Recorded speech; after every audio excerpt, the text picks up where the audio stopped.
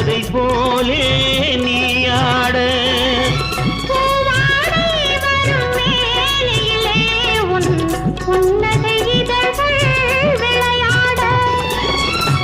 காலம் என விரிந்த கூந்தல் கண்ணத்தின் மீதே கோலமிட கைவளையும் மைவிழியும் கட்டி அணைத்து கவி பாட மயக்கம் என்ன இந்த மௌனம் என்ன